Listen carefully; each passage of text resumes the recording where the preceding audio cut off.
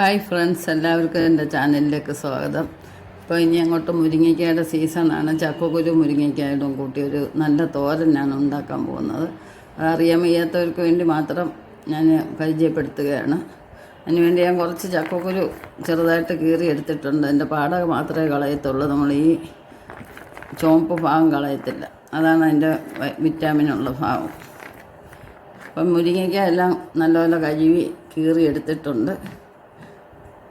നമുക്ക് ഇനി അരപ്പിന് ആവശ്യമായിട്ടുള്ള ചേരുവകളാണ്: തേങ്ങ,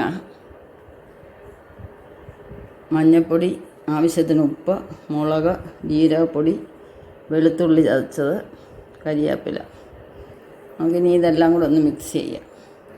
നമ്മൾ മിക്സ് ചെയ്തെടുത്തിട്ടുണ്ട്. ഞാൻ എപ്പോഴും എല്ലാ വീഡിയോയിലും പറയാറുണ്ട്, തോരനൊക്കെ നമ്മൾ തേങ്ങ ചതച്ചെടുക്കേണ്ട കാര്യമില്ല, കൈകൊണ്ട് നല്ലപോലെ ഞെവിടിയെടുക്കുക.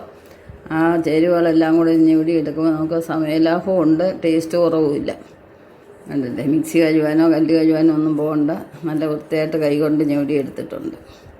നമുക്കിത് തയ്യാറാക്കാം. കടുകെല്ലാം പൊട്ടിയിട്ടുണ്ട്. നമുക്കിനി ഇതിലേക്ക് വേവുന്ന വെള്ളം ഒഴിക്കാം. നമുക്ക് അരിഞ്ഞു വെച്ച സാധനങ്ങൾ ഇട്ട് കൊടുക്കാം.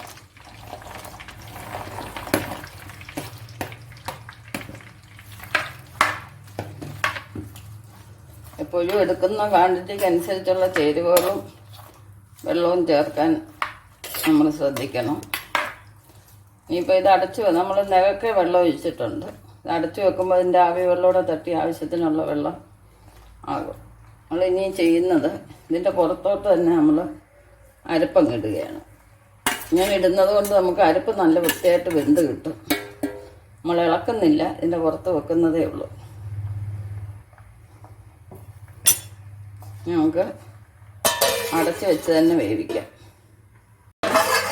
നമ്മുടെ തോരൻ എന്തായെന്ന് നോക്കാം. നല്ല വൃത്തിയായിട്ട് വെള്ളമെല്ലാം വറ്റി തോന്ന് കിട്ടിയിട്ടുണ്ട്. കണ്ടില്ലേ, നല്ലപോലെ കുഴയാതെ കിട്ടിയിട്ടുണ്ട്. നമ്മൾ വെള്ളം ഒഴിക്കുന്നതിനനുസരിച്ചാണ് നമുക്ക് തോന്ന് കിട്ടുന്നത്. ഒരുപാട് വെള്ളമാകുമ്പോഴാണ് മുരിങ്ങയ്ക്ക കുഴഞ്ഞു പോകുന്നത്. അപ്പം എല്ലാവർക്കും ഈ വീഡിയോ ഇഷ്ടപ്പെട്ടെന്ന് വിചാരിക്കുന്നു. അങ്ങനെ ചക്കക്കുരുവും മുരിങ്ങയ്ക്കായുമായിട്ടുള്ള തോരനെല്ലാം റെഡിയായിരിക്കുന്നു. ഈ ഒരൊറ്റ കൂട്ടാൻ മതി നമുക്ക് ചോറ് നിറച്ച് കഴിക്കാൻ. നല്ല ടേസ്റ്റാണ്. അപ്പോൾ എല്ലാവർക്കും ശുഭദിനം ആശംസിച്ചുകൊണ്ട് ബൈ ബൈ. നെക്സ്റ്റ് ഒരു വെറൈറ്റി ആയിട്ട് അടുത്ത വീഡിയോയിൽ കാണാം.